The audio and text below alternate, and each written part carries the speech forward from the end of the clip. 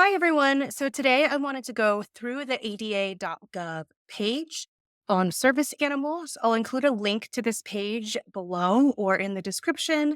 This is directly from the ADA. So this is going to be the most accurate information. However, I encourage you to check back from time to time as laws and regulations may change. And just a reminder that this is not legal advice. However, this is how I personally interpret the ADA, and sometimes it's easier for someone to walk you through it. So, with that being said, let's go ahead and dive in. The ADA is under federal law, meaning it applies to all of the US. If you are outside of the US, obviously this won't apply to you, but each country has typically their own laws around this. So, I encourage you to look at your country's official government website if you're not in the US. Okay, so some overview items here. So, only dogs are recognized as service animals. So keep in mind that you can't train a chicken to be a service animal. You can't train a cat to be a service animal. Only dogs are recognized as of March 15th, 2011. I know in the past, miniature horses were.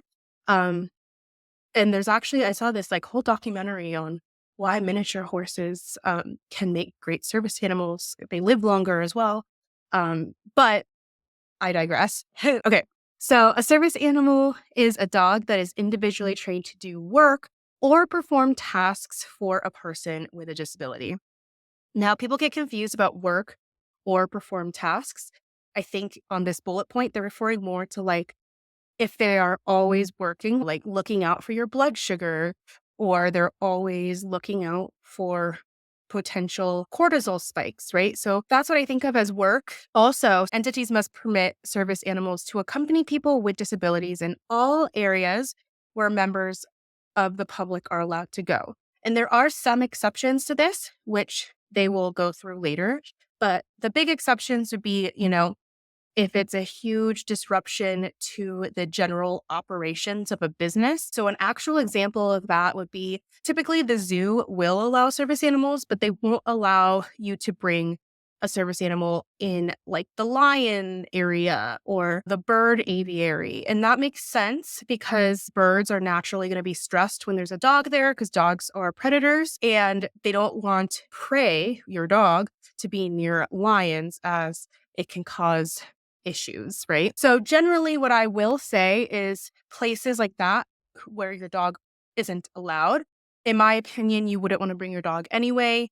And you don't want your dog to be prey to a lion, right? Overall, service dogs should be allowed to accompany you everywhere. Unfortunately, not everyone is familiar with the law, so just keep that in mind. So the next section is how a service animal is defined.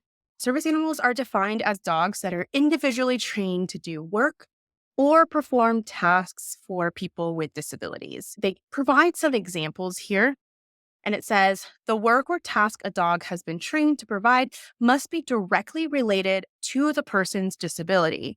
Dogs whose sole function is to provide comfort or emotional support do not qualify as service animals under the ADA, meaning a emotional support animal is not the same as a service animal and you don't have the same rights. So keep in mind, some states and local laws also define service animal more broadly. So this is where you can kind of look into your state laws. Okay, so let's talk about where service animals are allowed. So under the ADA, state and local governments, businesses, and nonprofit organizations that serve the public generally must allow service animals to accompany people with disabilities in all areas of the facility where the public is allowed to go. For example, in a hospital, it would be inappropriate to exclude a service animal from areas such as patient rooms, clinics, cafeterias, or examination rooms. However, it may be appropriate to exclude the animal from operating rooms or burn units where the animal's presence may compromise a sterile environment. So that's just an example of how a hospital could say your animal is not allowed in this area. Okay, so let's talk about like training now. So of course the ADA is a lot more broad. We want to train, to the best of our abilities so that we are building a good reputation of service animals in general for the overall community that has a service animal, but also to just prevent disrupting the business, right? So, number one, your service animal must be under control. And this applies to a lot of things. So this would be like loose leash walking, not knocking things over with their tail, being able to not solicit attention from people at the store. So to me, that is a lot of things, but you'll see that, a lot of people out in public maybe don't fully have their service animals under control, which is a reason why someone could technically kick you out of a store. So under the ADA, service animals must be harnessed, leashed, or tethered unless the individual's disability prevents using these devices or devices interfere with the service animal's safe, effective performance of tasks. In that case, the individual must maintain control of the animal through voice, signal, or other effective controls. So basically, a service animal must be leashed, harnessed, and tethered unless, like, let's say you have a service animal for your autistic child who is going to go find the parent if the child runs too far off, right? In that case, then being leashed would interfere with the task. But in general, I would say you're not supposed to have your dog off leash just like all day, unless there might be some very, very rare circumstances. But in general, you want them to be leashed because we want to have the general public feel safe, and you're going to run into less issues if you have your dog on leash because not everyone is familiar with the ADA. Okay, so inquiries, exclusions, charges, and other specific rules related to service animals. This is the big thing to remember. When it is not obvious what a service animal provides, only limited inquiries are allowed. So typically it is obvious if someone is blind with a guide dog. Everything else, it can be a little bit like people might not know exactly why you have a service animal. So in that case, the staff may ask 2 questions. Is the dog a service animal required because of a disability? And what work or task has the dog been trained to perform? They cannot ask you about your disability. You cannot be required to provide medical documentation, require a special identification card or training documentation for the dog, or ask that the dog demonstrate its ability to perform the work or task. So keep in mind, those are the 2 questions that staff may ask, and you should be prepared to answer what you're going to say. And we'll talk about this further in the course when we talk about role playing and how to reply to these questions in a vague way. But just really quickly, number 1 is going to be easy. It's yes, they are. And then what work or task has a dog been trained to perform?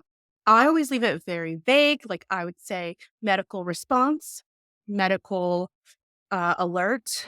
If you don't want to give out too many details, if you don't mind, you can say psychiatric alert. Okay. So remember that allergies and fear of dogs are not valid reasons for denying access or refusing service to people using service animals. So when a person who is allergic to dog dander must spend time in the same room or facility, then it's that business's obligation to find accommodation for that person. A person with a disability cannot be asked to remove his service animal from the premise unless the dog is out of control and the handler does not take effective action to control it and the dog is not housebroken. So staff must offer the person with a disability the opportunity to obtain goods and services without the animal's presence. So essentially, the dog is out of control. That is very vague and subjective. So that's why we want to train our dogs in the standard where they're pretty much almost perfect. And even if they do, because they're dogs, so they might have a bad day, you just need to make sure you're taking effective action to control it. So that's like in the loose leash walking lesson of the public access course, how we talk about keeping a shorter leash with a loose, light U shape. So that way you're having your dog basically remain in the loose leash on their own. So you're not forcing them by holding tension. However, if they suddenly decide to solicit attention from someone, there's only so far they can go. And that's a great way to kind of like practice having your dog ignore on their own while managing the situation in case they're not fully ready yet. Okay, so establishments that sell or prepare food must generally allow service animals.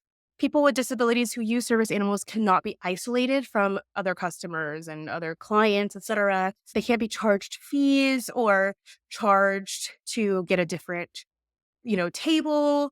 Also, if a business requires a deposit or fee to be paid by people with pets, it must waive the charge for service animals. So you can't be required to pay for a pet if you stay at a hotel, for example. And if a business such as hotel normally charges guests for damage that they cause, of course, you can also still be charged if your dog causes damage. And staff are not required to provide care for or supervision of a service animal. So I talked a little bit about miniature horses earlier, but we're not going to talk about miniature horses here. I also wanted to briefly touch on how a disability is defined under the ADA. So let's see. So I just type in ADA disability definition. So I get a lot of questions where people are like, "Oh, is this considered a disability? Can I get a service dog with this?" And technically, like under like the law, yes, if you what I'm trying to say, like the definition that they provide, if you're in line with that, yes, you qualify for a service dog. However, no, not everyone should have a service dog because they may not be ready for a service dog or they might not have the means to support the service dog. Anyway, my point is that if you're not sure whether a service dog is right for you, then you can always take my free Is a Service Dog Right for Me course, link to that below as well. Okay, so the ADA protects people with disabilities. A person with a disability is someone who has a physical or mental impairment that substantially limits one or more major life activities. So, an example of a condition that is not substantially limiting is a mild allergy to pollen. Major life activities include things like eating, sleeping, speaking, breathing, movements, cognitive functions, etc. So, these all are included. So has a history of a record of such impairment or is perceived by others as having such an impairment. Examples of disabilities, cancer, diabetes, PTSD, etc. So you can see all of these disabilities here. So I recommend looking through this as well and better understanding, what is considered a disability or not. And that will help you better understand, you know, what you can and can't do under the ADA. So, like I said, I recommend reading through the service animal page and the intro to ADA. I also wanted to touch on some of the frequently asked questions around service animals directly from the ADA's page. So, you'll see here, you can quickly see what is a service animal. It'll tell you here, what does work or perform tasks mean? It says a dog must be trained to take a specific action when needed to assist a person with a disability. Both work or perform tasks has to be some sort of action that the dog takes. So a person with a disability, or with depression may have a dog that's trained to remind her to take her medication, etc. So this is an example of work or tasks. We all know that emotional support therapy, comfort, or companion animals are not protected under the ADA. Only service animals are. If someone's dog calms them when having an anxiety attack, does this qualify as a service animal? So it depends. The ADA makes a distinction between psychiatric service animals and emotional support animals. If the dog has been trained to sense that an anxiety attack is about to happen and take a specific action to help avoid the attack or lessen its impact, that would qualify as a service animal. However, if the dog's mere presence provide comfort, that would not be considered a service animal.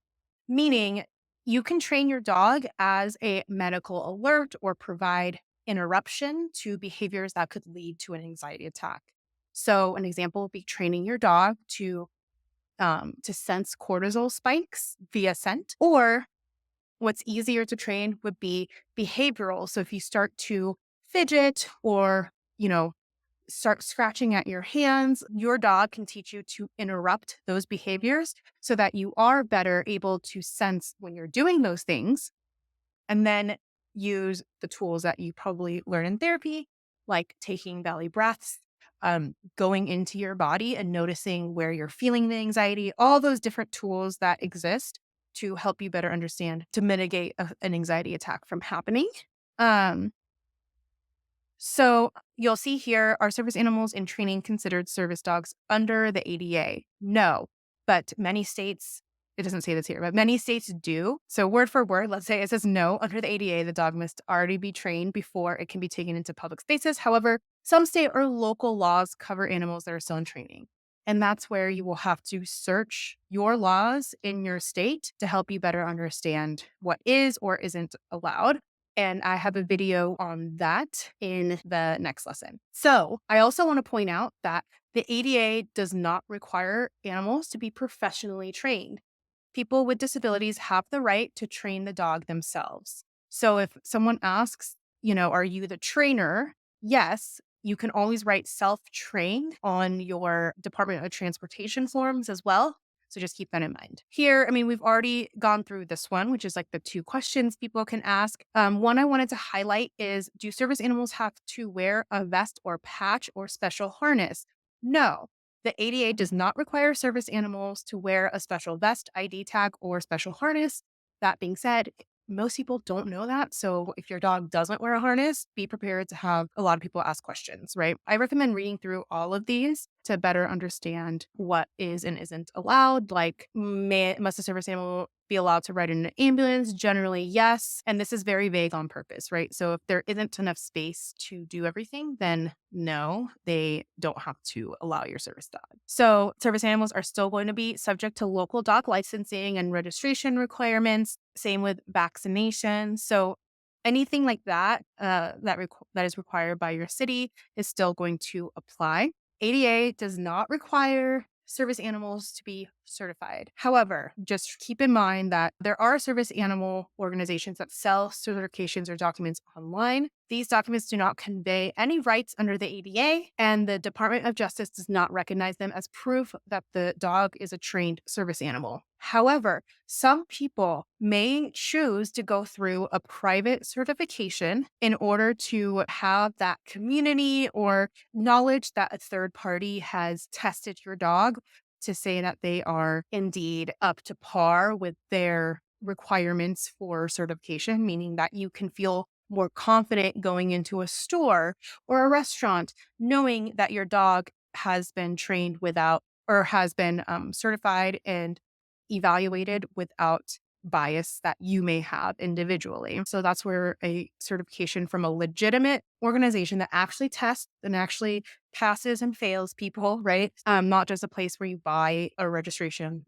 by filling out your information. So that can be really helpful. And another thing that could be helpful in terms of certification is getting your dog certified under an organization that is part of the ADI or recognized under the ADI, which is the Assistance Dogs International. If you travel a lot internationally, the ADI is a organization that is recognized internationally in a lot of countries, and it'll just make it easier to travel internationally. But you don't necessarily have to either. It is helpful if you're planning on going to Europe a lot with your dog or going to another country a lot with your dog. Okay, so I'll link to this FAQ section below as well so that you can take a look at that. And that's it. I will see you in the next video.